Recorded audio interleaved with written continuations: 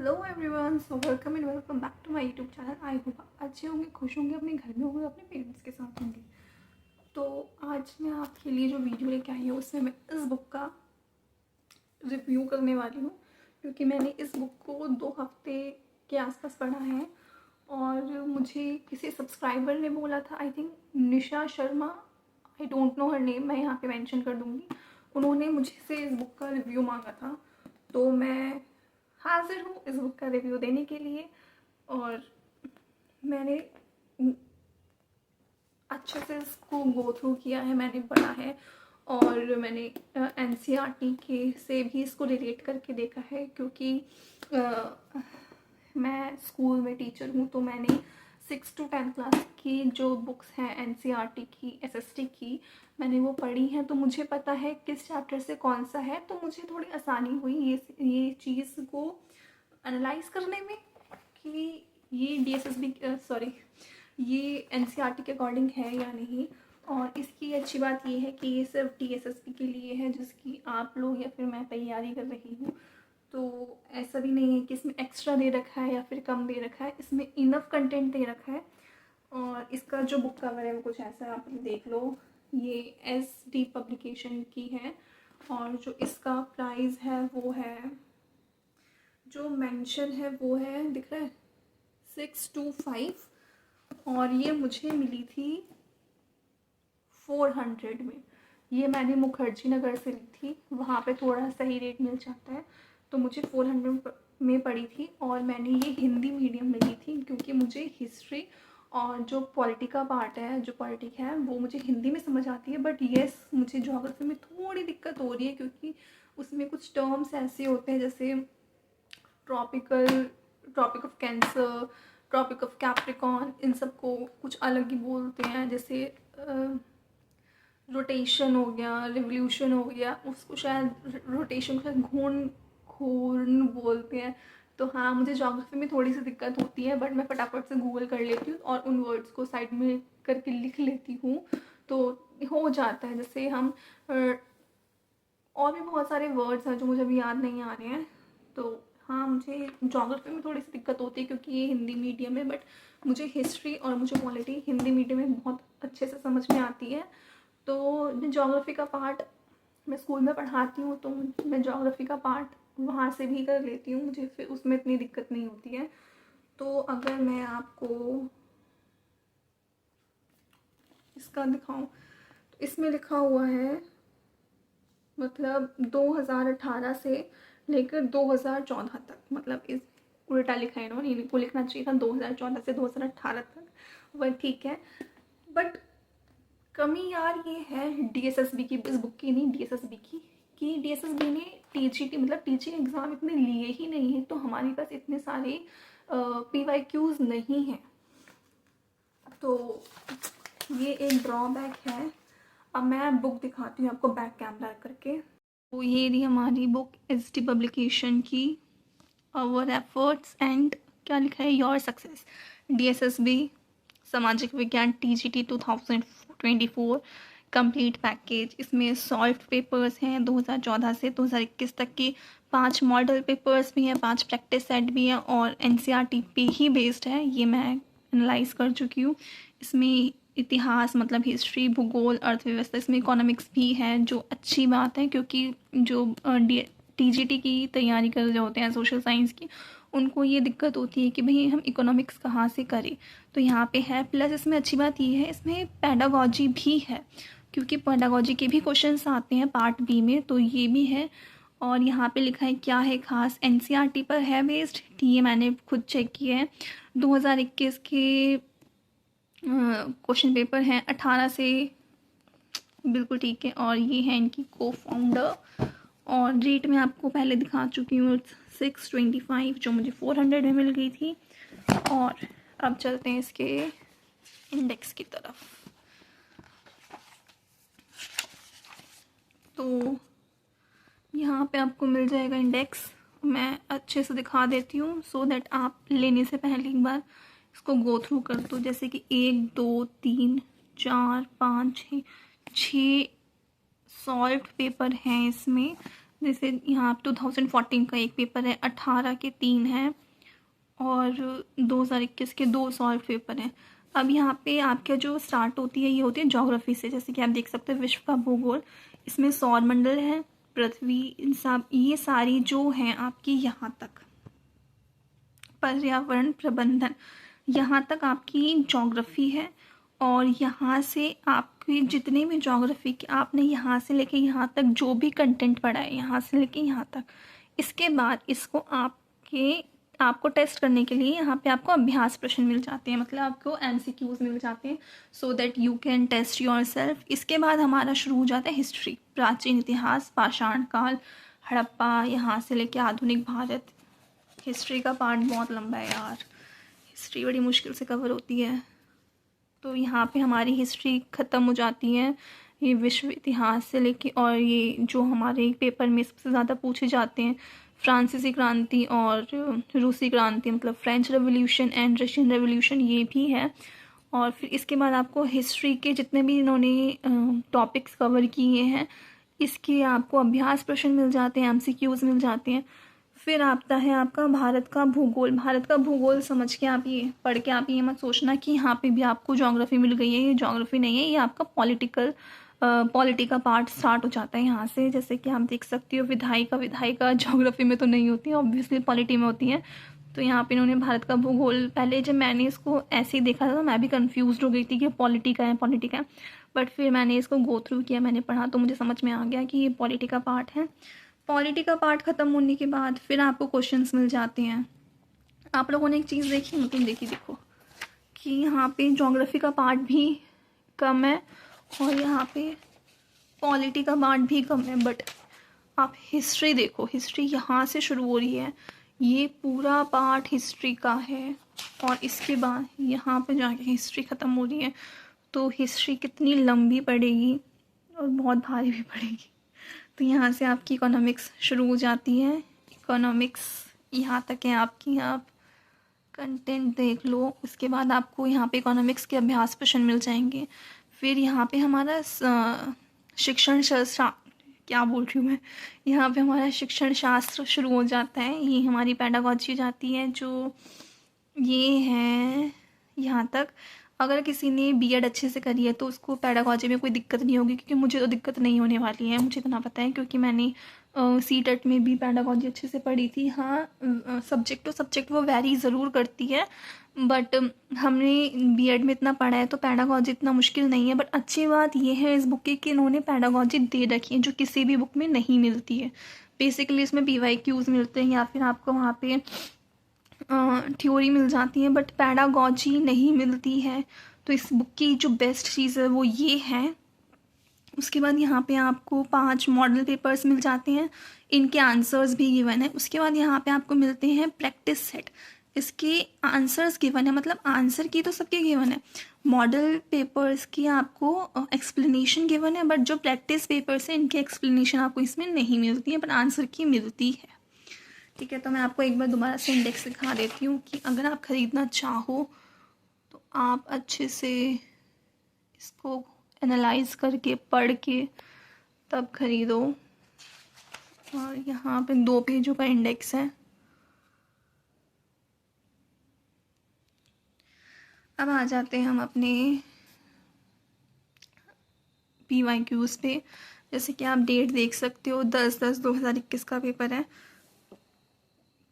First question देखो, मतलब इसमें क्वेश्चन दिया है, ऑप्शंस दिए हैं, उसके बाद ऐसा नहीं है कि सिर्फ आंसर लिख दे, इसके नीचे ही, मतलब हमें ऐसा भी नहीं है कि हमें इसको बार बार पलट के देखना पड़ेगा कि अच्छा क्वेश्चन यहाँ पे, इसके बाद फिर इसका एक्सप्लेनेशन देखो, फिर सेकंड क्वेश्चन आ गया फिर उसकी एक्सप्लेनेशन देखो, ऐसा नहीं होता। तो इस बुक की अच्छी बात ये भी है कि इसके आंसर की जो एक्सप्लेनेशन है, जो व्याख्या है, वो इसके नीचे ही गिवन है, तो हम अच्छे से पढ़ भी सकते हैं। ये तो सभी को पता होगा, तुम मुझे खून दो मैं तुम्हें आज़ादी दूंगा, किसने बोला था, बहुत इजी क्वेश्चन है ये तो बच्चा बच्चा भी जानता है। और आप ये देखो, जैसे कि इसमें लिखा है तुम मुझे खून दो मैं तुम्हें आज़ादी दूंगा, ये कथन सुभाष चंद्र बोस का है। ठीक है, इसके बाद उन्होंने एक्स्ट्रा भी बताया है, जो एक्सप्लेनेशन है कि सुभाष चंद्र बोस द्वारा दिल्ली चलो एवं जय हिंद नामक नारे भी दिए गए। तो अब ये देखो, यहाँ से आपके 2 क्वेश्चन रेडी हो गए हैं। पहला तो ये है कि तुम मुझे खून दो मैं तुम्हें आज़ादी दूंगा, किसने कहा? सुभाष चंद्र बोस ने। और अगर ये क्वेश्चन आ जाता है कि सुभाष चंद्र बोस ने और कौन से नारे दिए, तो ये आपका ये आ जाएगा दिल्ली चलो और जय हिंद।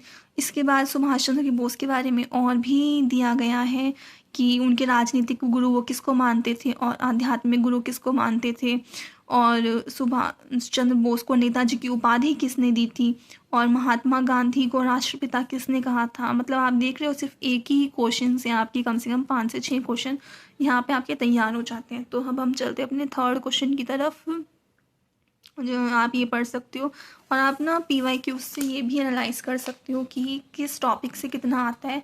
वैसे अब तो ये बहुत कॉमन हो गए हैं, ऑलमोस्ट सबको पता होता है कि जो हमारी 6 to 8 क्लास की NCERT होती है उसमें से पार्ट B में उतना नहीं आता। पार्ट A में तो आता है जो आपका स्टैटिक GK होता है, बट पार्ट B में उतना नहीं आता है। तो पार्ट B में जनरली आपका क्या आता है, यहाँ से आएगा आपका, ये आपका फ्रेंच रेवोल्यूशन हो गया, रशियन रेवोल्यूशन हो गया, और आपका ये एक और दिखा देती हूँ, इंडियन भारतीय राष्ट्रीय आंदोलन, मतलब इंडियन, क्या बोल रही हूँ मैं, इंडियन नेशनल मूवमेंट।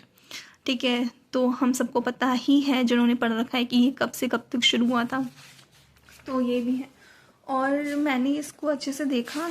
चलो पहले आप ये टेस्ट पेपर देख लो, मैं आपको एक पूरा का पूरा टेस्ट पेपर दिखा देती हूँ, ताकि आप लोग अगर ख़रीदना चाहो तो अच्छे से पढ़ के देखो।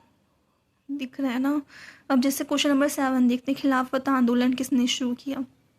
हम सबको पता है इसका आंसर है मोहम्मद अली और शौकत अली। फिर इसके बारे में आपको सारी चीज़ बताई जाएगी। तो मतलब आप देख रहे हो, एक तीर से पता नहीं 5-6 निशाने मार रहे हैं ये लोग। अवध का राज्य अंग्रेज़ों द्वारा कब अधिग्रहण किया गया? बहुत सी चीज़ इसमें ये हैं जो मैंने नहीं पढ़ी है, मतलब पढ़ी है बट मुझे याद नहीं है, क्योंकि जब हम स्कूल में पढ़ाते हैं तो सिर्फ पढ़ा देते हैं, बट उतने अच्छे से हम एनालाइज नहीं कर पाते हैं। तो ये लोग वर्ष 1930 का नमक सत्याग्रह किस आंदोलन का हिस्सा था?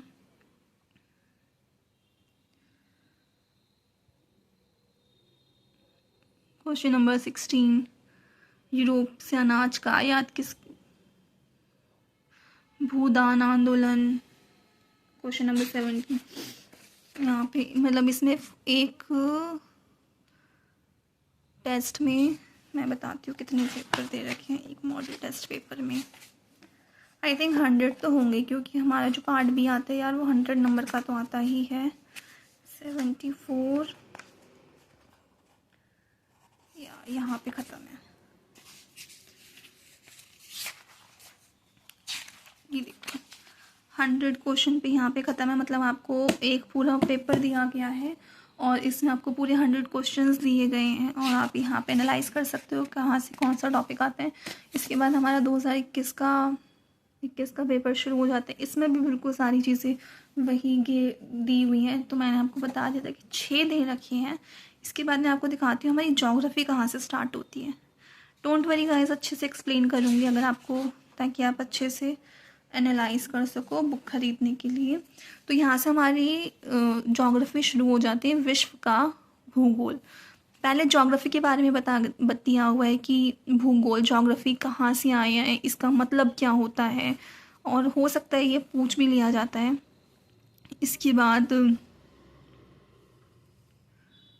किसने क्या दिया, और मैं ये आपको ये बता दूं, क्योंकि मैंने स्कूल में पढ़ा रखा है, तो मैंने NCERT गो थ्रू कर रखी है। तो ये जो चीज़ है ना, ये आपको 9th क्लास के ज्योग्राफी का जो I don't know chapter number शायद फर्स्ट है या सेकंड है, पता नहीं, पर ये जो बुक है ये 9th क्लास से स्टार्ट हो रही है। तो समझ रहे हो, तो ये TGT पे ही बेस्ड है। इन्होंने क्या किया है, जैसे इन्होंने ज्योग्राफी के बारे में पहले सब कुछ बता दिया हमें। इसके बाद ये सारे टॉपिक्स जो हेडिंग्स हैं आपको, ये गैलेक्सी नेब्यूला, ये सब आपको मिलेंगे 9th क्लास की ज्योग्राफी में।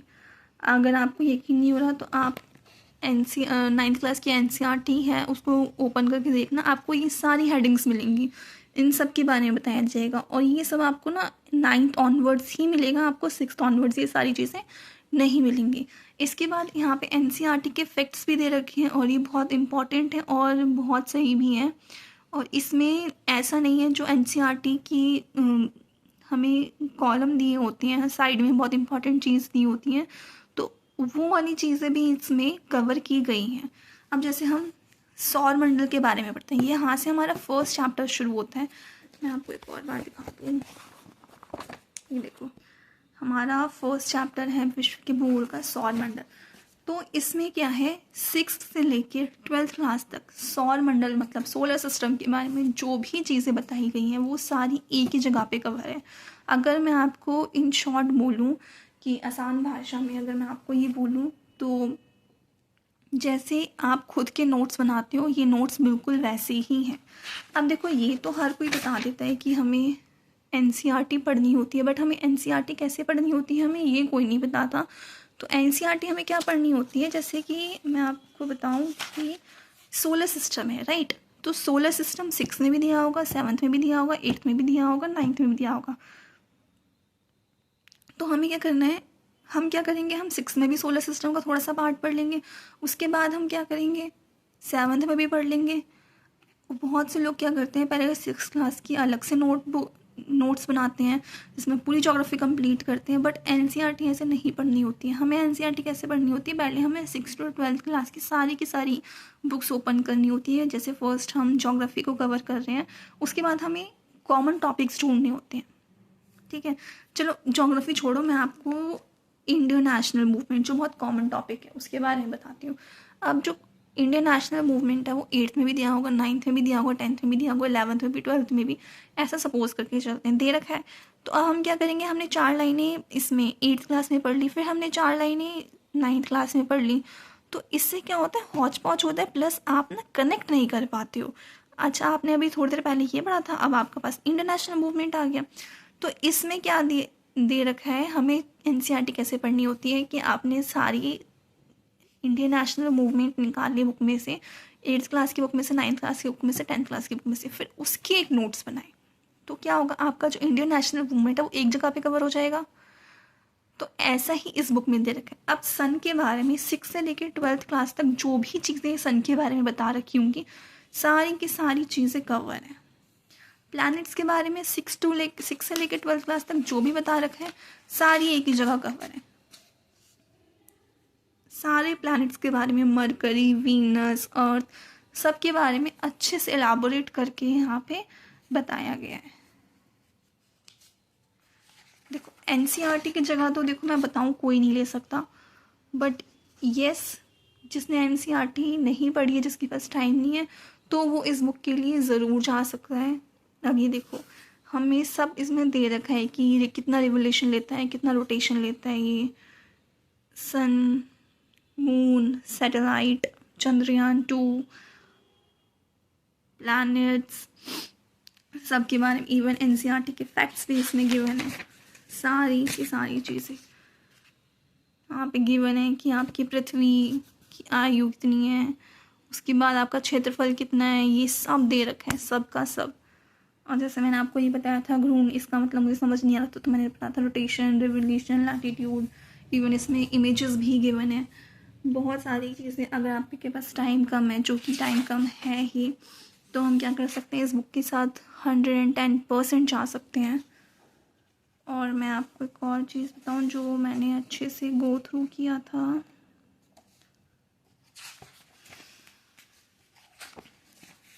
कौन सा चैप्टर है मैं एक बार देख के बताती हूँ।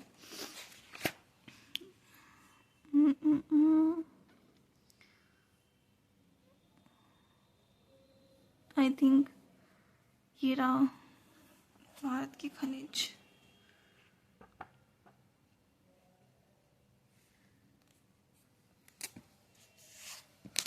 यहाँ ये चैप्टर भी जो है ये 9th क्लास का चैप्टर है, कॉन्टिनेंट, हाँ महासागर एंड महाद्वीप करके। तो कॉन्टिनेंट के बारे में यहाँ पे देखो ये 9th क्लास का टॉपिक है, इसके बारे में सब कुछ गिवन है, एक ही जगह पे आपको सब कुछ गिवन है। एनसीईआरटी में क्या दे रखा है, कॉन्टिनेंट्स का थोड़ा सा पार्ट बता रखा है, फिर नेक्स्ट कुछ और शुरू कर देते हैं, फिर कुछ और शुरू कर देते हैं, बट यहाँ पे आपको ऐसा कुछ नहीं मिलेगा। इसमें आपको सब कुछ आसानी से मिल जाएगा। इवन इसमें जो पी वेव्स, एस वेव्स, सब कुछ गिवन है यार, सब कुछ। मुझे तो बहुत सही बुक लगी है। जिसके पास टाइम है वो एनसीईआरटी के साथ जा सकता है, बट जो बच्चे अभी जो डीएसएसबी का फॉर्म भरा हुआ है, जिसके पेपर होने वाले हैं, उसके बारे में उसके लिए पढ़ रहे हैं और उन्होंने अब तक नहीं पढ़ा, तो उनके लिए ये बेस्ट बुक है। जैसे यहाँ पे महासागर है, ओशियन के बारे में सारी चीज़ें गिवन है। तो एक तरीके से ये आपके नोट्स का काम करेगा। मैंने यार एक चैप्टर पढ़ा था अच्छे से, जो मुझे अब नहीं मिल रहा है। जब चीज़ें ढूंढो ना तब बिल्कुल भी नहीं मिलती हैं। ये मिल गया, लेकिन क्या भी कहा था, ये रहा।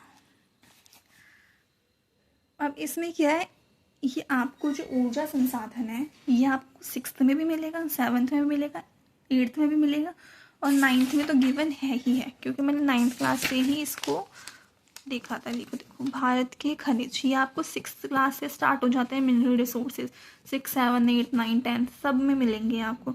तो इसमें क्या दे रखा है कि भारत के खनिज आपकी 4 से 5 पेजों में ही ख़त्म कर दिया गया है, और इसमें वो सब बताया गया है जो 6th से लेकर 12th क्लास तक मिनरल रिसोर्सेज के बारे में बताया गया होगा। सब कुछ इसमें कवर्ड है। फिर अलग से टॉपिक दिया गया है एनर्जी रिसोर्सेज। एनर्जी रिसोर्सेज, जल विद्युत, ताप विद्युत, आणविक विद्युत, सब के बारे में गिवन है। मतलब अगर ये टॉपिक यहाँ पे शुरू है तो यहीं पे ख़त्म हो जाएगा। मैं बस आपको इतना समझा रही हूँ कि जैसे आप लोग नोट्स प्रिपेयर करते हो, ये बिल्कुल आपके हैंडमेड नोट्स हैं। आप ये समझ के चलो कि बिल्कुल वैसे ही, आपको नोट्स बनाने की ज़रूरत नहीं है। अब में क्या होता है कि एनसीईआरटी बहुत अच्छी बुक है, नो डाउट, वेल एक्सप्लेन्ड है, इजी लैंग्वेज है, बट उसमें बहुत सारी चीज़ें जो है ना वो बेफिजूल की हो जाती हैं। जैसे एक लड़की कुछ बोल रही होती है कि आप जानते हैं ब्ला ब्ला ब्ला, तो बहुत सारी लाइन्स ऐसी होती है जो बेतुकी होती है। और अभी का ये जो टाइम है वो हमारे पास ऐसा है कि हम फालतू की चीज़ें अवॉइड करें, और जो हमारे लिए मेन चीज़ है हम बस वही पढ़ें, राइट। तो ये बुक यार मैंने तो खुद पढ़ा हुआ है एनसीईआरटी, मतलब एनसीईआरटी मैंने गो थ्रू की है, बट डीपली नहीं पढ़ी। अगर मैं ये कहूँ मैंने डीपली पढ़ी है, क्योंकि मैं स्कूल में पढ़ाती थी, तो बच्चों को पढ़ाने से पहले खुद को पढ़ना पड़ता है, तो उस हिसाब से मैंने पढ़ी है। तो मुझे टॉपिक्स कुछ कुछ पता थे। और पार्ट बी में जो भी चीज़ आती है 8th क्लास, 6 to 8 क्लास तक ज़्यादा कुछ भी नहीं आता। 6 to 8 क्लास का जो पार्ट आता है वो आता है आपका सिर्फ स्टैटिक जीके में, वो भी थोड़ा बहुत आता है। बट पार्ट बी के लिए आपकी जो प्रिपरेशन होती है वो 9th ऑनवर्ड्स होनी चाहिए, 9th to 12th प्लस। इसमें हाँ एक और इम्पॉर्टेंट चीज़ कि तुमसे बैठा नहीं जा रहा, एक और इम्पॉर्टेंट चीज़ कि टीजीटी में आप जब जाते हो तो वो 12th क्लास तक का तो पूछते हैं लेवल, पर वो ग्रेजुएशन लेवल तक का भी जाते हैं। अब हम इतने स्मार्ट तो हैं नहीं कि हम पॉलिटिक में जो ग्रेजुएशन में पढ़ रखा है वो भी पढ़ें, हिस्ट्री में का भी पढ़ें, इकोनॉमिक्स का भी पढ़ें, और ज्योग्राफी का भी पढ़ें, ऐसा तो नहीं हो सकता। तो इसमें कुछ एक्स्ट्रा चीज़ें भी गिवन है जो आपको ग्रेजुएशन लेवल में पढ़ाई जाती हैं। क्योंकि मैं पॉलिटी से मास्टर्स कर रही हूँ, तो मैंने पॉलिटी का पार्ट देखा था कि बहुत सारी चीज़ें ऐसी थी इसमें जो आपको 12th क्लास तक नहीं दी जाती, मतलब दी तो जाती है बट इलेबोरेट करके नहीं पढ़ाई जाती, तो इसमें वो चीज़ भी है। तो अगर मैं कहूँ कि इन्होंने पूरा PYQs एनालाइज करके ये बुक प्रिपेयर की है तो बिल्कुल गलत नहीं होगा। देखो अब हमारे पास इतना टाइम तो है नहीं कि हम PYQs एनालाइज करें। अगर आप करना चाहते हो तो आप कर सकते हो, पूरा एक दिन देखे 2-3 पेपर आप अच्छे से एनालाइज कर सकते हो पूरे एक दिन में। बट जो चीज़ हमें मिल रही है, हमें खुद बुक मिल रही है। अब देखो इन्होंने ये बुक बनाई है, मैं कोई स्पॉन्सरशिप नहीं कर रही, मैं कोई वो नहीं कर रही आपको खरीदना खरीदो, नहीं खरीदना मत खरीदना, क्योंकि मैंने भी पैसे दे के ख़रीदे हैं। अब देखो जिसने भी ये बुक बनाई है, सीधी सी बात है, उसने भी यही बुक सोच के बनाई हुई है ना कि अगर इस बुक को पढ़ के अगर 5 से 6 बच्चे भी लग जाते तो वो रिकमेंड करेंगे, राइट। तो उनको उनकी भी एक तरीके से दुकान चलेगी। अब दुकान चलेगी तो वो सामान तो अच्छा बनाएंगे, तो उन्होंने भी कुछ देख के ही बनाया होगा। तो मैं बस इतना कहना चाहती हूँ, अगर आप लोगों ने एनसीईआरटी अब तक नहीं छुई है, नहीं पढ़ी है, तो इधर उधर मत जाओ यार, सिर्फ इस बुक को पढ़ो। ये बुक बहुत मोटी है, पेजेस का तो मुझे पता नहीं, मैं आपको इसका ये दिखा देती हूँ। बहुत मोटी बुक है यार, ये बुक कवर हो जाए ना पेपर तक तो बहुत बड़ी बात है। और इसके बाद किसी ने मुझसे पूछा था, मुझे उसका भी नाम नहीं याद आ रहा, कि पार्ट बी के लिए PYQs कहाँ से करें।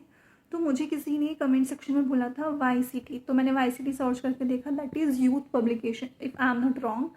तो यूथ पब्लिकेशन की भी पार्ट बी के लिए PYQs बहुत सही हैं, उसमें सिर्फ PYQs मिलेंगे। पर यूथ पब्लिकेशन को ख़रीदने से पहले मैं आपको बार बार यही कहूँगी कि एक ही बुक पे स्टिक रहो। और सबसे पहले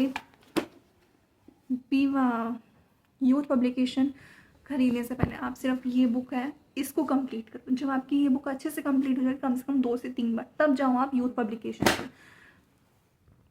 उसकी तो आपकी, क्योंकि इसमें इनफ प्रैक्टिस सेट है। मैं आपको अगर एक बार दिखाऊँ तो 1 2 3 4 5 6 आपको ये मिल जाते हैं, 5 आपको ये मिल जाते हैं, 11 12 13 14 15 16, एक तरीके से आपको यहाँ पे 16 प्रैक्टिस सेट मिल जाते हैं। और मैं आपको इसकी चलो अब खासियत तो मैंने बता दी है कि आपको एक तरीके से अपने खुद के नोट्स बने बनाए मिल जाएंगे। एक ही जगह पे एक टॉपिक के बारे में सारी नॉलेज मिल जाएगी, सारी इन्फॉर्मेशन, सारी जानकारी मिल जाएगी आपको। ऐसा नहीं 6th क्लास में सोलर सिस्टम के बारे में पढ़ा है, फिर आप 7th क्लास की बुक खोल के देखोगे अच्छा 7th क्लास के बारे में भी यहाँ से पढ़ना है। तो जो मुझे बेस्ट चीज़ लगी इसकी वो ये है कि एक टॉपिक है जैसे रेशम उद्योग या फिर टेक्सटाइल इंडस्ट्रीज, इसके बारे में आपको जितना भी दिया होगा वो इसी पेपर में दिया होगा। लो देखा, जब ढूंढते तब नहीं मिलता, जब नहीं ढूंढते तब मिल जाता है। यही चैप्टर मैं ढूंढ रही थी। ये आपका as it is 9th class में गिवन है। इसमें बहुत सारे टॉपिक्स ऐसे हैं जो 9th क्लास में गिवन नहीं है, पर यहाँ पे दिए हुए हैं। क्योंकि वो 9th क्लास में नहीं है तो आपके 6th से लेके 8th क्लास तक पक्का पक्का पक्का होंगे। ये देखो, एनर्जी रिसोर्सेज, ये बायोडिग्रेडेबल, नॉन बायोडिग्रेडेबल, तो मैं आपको ऑलरेडी दिखा चुकी हूँ। तो ये है, अब देखो इसमें एनर्जी रिसोर्सेज के बारे में है ना, तो जो 6th 7th 8th 9th 10th 11th 12th तक जहाँ पे भी एनर्जी रिसोर्सेज हैं वहाँ से ढूंढ ढूंढ के इन्होंने यहाँ ये कर दिया है 2 पेज में ख़त्म। देख रहे हो आप? तो ये फ़ायदा होगा आपको। एनसीईआरटी नहीं पढ़ी है तो ये पढ़ लो, पक्का पक्का पक्का पेपर क्लियर हो जाएगा अगर आपको चीज़ें याद रही था, अगर आपकी मेमोरी तेज़ है तो मैं आपको बता देती हूँ उसका ड्रॉबैक क्या है जो मुझे लगा। ड्रॉबैक इसका ये है कि सॉल्व पेपर पहले गिवन है, अच्छी बात है, हम एनालाइज कर सकते हैं। पर इसमें ये देखो, इसने पूरा ज्योग्राफी का पोर्शन कवर किया है, उसके बाद इसने प्रैक्टिस के लिए पेपर दे रखे हैं। जबकि होना क्या चाहिए, जिससे सौर मंडल है, अब चाहे 5 पेपर हुए हों 6 पेपर हों, जितने भी पेपर हुए हैं, सौर मंडल के बारे में जितने भी क्वेश्चंस आज तक भी पूछे गए हैं वो इनको इस चैप्टर के बाद देने चाहिए थे। अब जैसे अर्थ से रिलेटेड जितने भी क्वेश्चंस आए हैं PYQs में, वो क्वेश्चन इनको इसके बाद देने चाहिए थे। इससे क्या होता कि एक तो हम पे थोड़ा लोड कम पड़ता, क्योंकि जैसे हम ये मान के चलते हैं कि सौर मंडल से आपको जैसे 6 इसमें दे रखे हैं 6 पेपर, 6 पेपर में सिर्फ 4 क्वेश्चन आए हैं, तो वो 4 क्वेश्चन ही दो, पर 2, इससे क्या होगा कि बच्चा, हमने एक चैप्टर पढ़ा है फिर उसकी प्रैक्टिस करने लग जाओ। अब ये सब पढ़ने के बाद आप प्रैक्टिस करोगे तो थोड़ा सा बर्डन तो लगता है। और मैं आपको इसका प्रैक्टिस सेट भी दिखा देती हूँ। जैसे अभी तक हमारी ये ज्योग्राफी चल रही है, मध्यकालीन भारतीय होगी आपकी हिस्ट्री शुरू। ये देखो अच्छे खासे क्वेश्चंस गिवन है, 256 क्वेश्चन गिवन है। मैं आपको आंसर की मैं भी दिखा देती हूँ। देखो ये आपके आंसर की है, 256 क्वेश्चन गिवन है, अच्छे खासे क्वेश्चन गिवन है। पर इनके साथ साथ इनको हर चैप्टर के बाद प्रैक्टिस के लिए क्वेश्चन देने चाहिए थे। बस इसका एक ये ड्रॉबैक जो है मुझे लगा पर्सनली कि पहले आप पूरा हिस्ट्री कवर करोगे, उसके बाद आपको ये सॉल्व करना पड़ेगा। और अगर ऐसा भी नहीं है तो जैसे मैंने सोलर सिस्टम पढ़ा, फिर इसके बाद मैं इसमें से सोलर सिस्टम के क्वेश्चन ढूंढती रहूँगी, तो ये चीज़ मुझे अच्छी नहीं लगी। मुझे लगता है हर चैप्टर के बाद इन्हें कुछ क्वेश्चन देने चाहिए, PYQ जो भी आए हैं और जो आने की उम्मीद है वो सारे। अब देखो ज्योग्राफी कर लिए हमने कंप्लीट बुक में। इसके बाद हमारा शुरू होता है हिस्ट्री, प्राचीन इतिहास। इतिहास क्या है ये देखो, ये 6th क्लास की फर्स्ट चैप्टर में गिवन है, जो लास्ट में होता है ये गिवन है। एंशियंट हिस्ट्री, पुराण, स्टोन एज, वेदांत, मतलब इसमें पॉइंट टू पॉइंट चीज़ें दी गई हैं जो आपके पेपर में पूछी जाती हैं। कोई भी फालतू चीज़ नहीं है यहाँ पे। आपकी हड़प्पन सिविलाइजेशन आती है।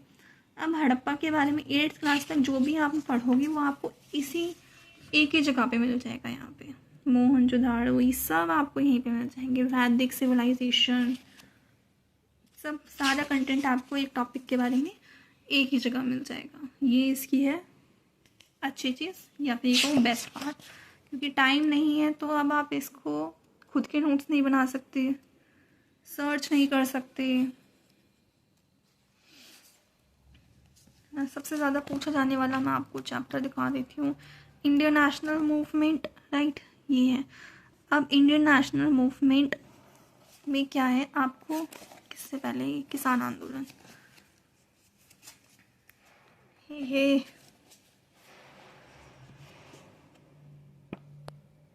तो एक हाथ से फ़ोन पकड़ा हुआ है, दूसरे हाथों से किसान आंदोलन इसके बाद ही होगा। हिस्ट्री बहुत बड़ी है भाई, कैसे कवर होगी। चलो, फ्रांसीसी क्रांति आ गया यार। मैं इंडियन नेशनल मूवमेंट दिखाना चाहती हूँ, वो दिख नहीं रहा। आई थिंक यही है, ये ना पिट जाएगा मुझसे। अब 1 सेकेंड रुको यार, ये लो आ गया। ये रहा आपका भारतीय राष्ट्रीय आंदोलन 1885 से 1919 ईस्वी तक, इंडियन नेशनल मूवमेंट फर्स्ट, ठीक है। अब इस यहाँ पे ना आपको ये 8th में भी है, 9th में भी है, 10th में भी, 11th में भी है, 12th में भी है ये टॉपिक। उसकी 4 लाइन आपको 8th में दे दी गई हैं, मतलब शुरू कर दिया गया 8th से, फिर 9th में भी है, फिर 10th में भी है, फिर 11th में भी, फिर 12th में भी। तो आपको ना अब बुक्स छांटने की ज़रूरत नहीं पड़ेगी कि अच्छा 8th में क्या पढ़ा था, 9th में क्या पढ़ा था। आप इजीली कनेक्ट कर सकते हो कि इंडियन नेशनल मूवमेंट के बारे में पढ़ रहे हो, तो इसी के बारे में आपको सारी चीज़ें दी गई हैं यहाँ पे। ये देखो, ये इन्होंने 2 पार्ट में ये देखो, बहुत इम्पोर्टेंट है ना, बंगाल विभाजन, मुस्लिम लीग स्थापना, सब गिवन है यार। बस इतना पढ़ लो, कहीं मत जाओ, पक्का पार्ट भी अच्छे से कवर हो जाएगा। मैं तो ये कह रही हूँ, आपको और कोई PYQs लेने की भी कोई ज़रूरत नहीं है। ये आपको रॉल्ट एक्ट दे रखा है, मॉन्टेग्यू की घोषणा, ये बहुत इम्पॉर्टेंट है। अब आप ये देखो, आपको 8th 9th 10th 11th सब में दे रखा है। यहाँ से शुरू है, ठीक है, यहाँ से शुरू है, 1 पेज 2 पेज, यहाँ पे आपका फर्स्ट ख़त्म। इसमें इसने 2 पार्ट में डिवाइड कर रखा है। अब यहाँ से आगे आपका गांधीवादी युग, यहाँ पे आपको सब मिल जाएगा।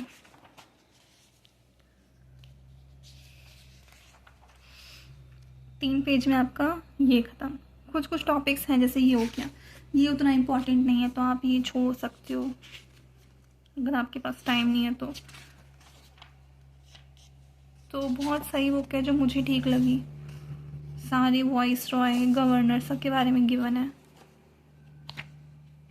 बट ये है कि कोई पढ़ने वाला बच्चा हो, समझदारी से पढ़ने वाला बच्चा हो तो वो अच्छे से कवर कर लेगा। यहाँ पे देखो हिस्ट्री के 280 क्वेश्चंस गिवन है।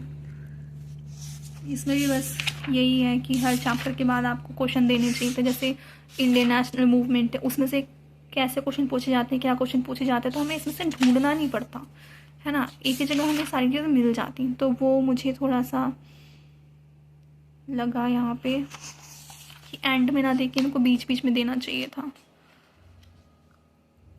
और ऐसे ही आपको पॉलिटी के बारे में दिया हुआ है और ऐसे ही आपको इकोनॉमिक्स के बारे में दिया हुआ है। अब ये देखो, कांग्रेस के किस अधिवेशन में पूर्ण स्वराज एवं पूर्ण स्वतंत्रता की मांग करी? इसका ये 2018 में पूछा गया है। चलो इसका आंसर ये बता देती हूँ। चलो पहले आप ही बता दो। आपको टेस्ट कर लिया जाए कितनी तैयारी है आपकी। अरे आजा भाई। फर्स्ट क्वेश्चन का है थर्ड है लाहौर अधिवेशन।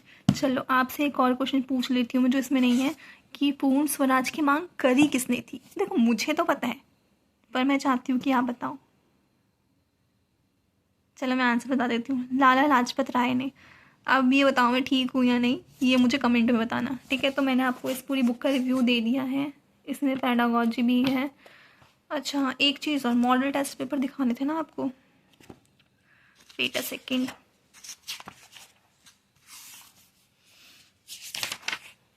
ये तो इसका अभ्यास प्रश्न है। ये है आपकी पेडागॉजी।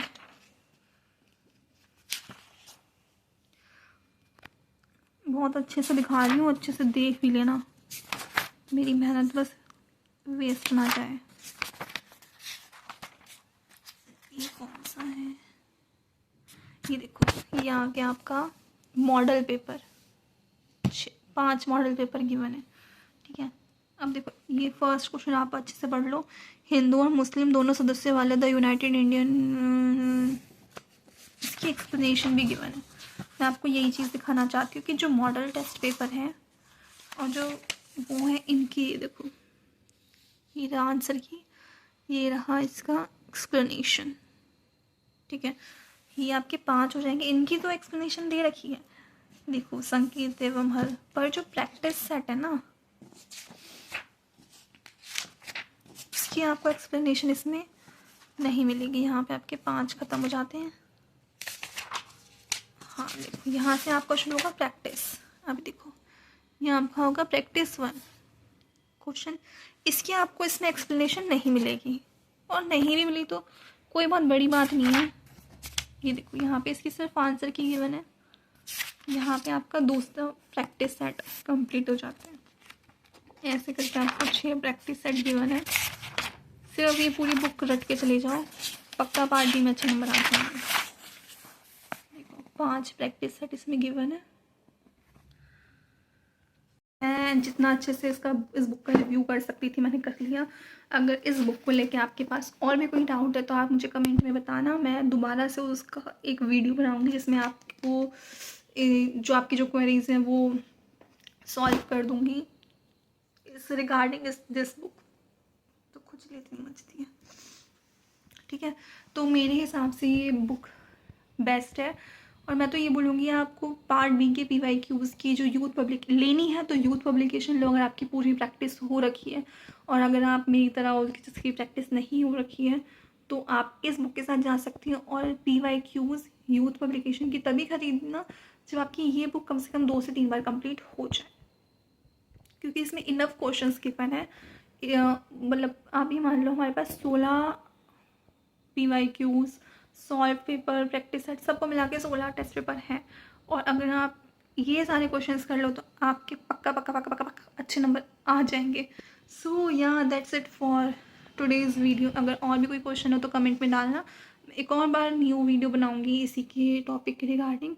और आई होप जिसने भी इसका रिव्यू मांगा था उसको इसकी रिव्यू मिल गया होगा। अगर फिर भी आप कोई डाउट है तो आप मुझसे पूछ सकते हैं। So bye bye, thank you and शुक्रिया देखने के लिए।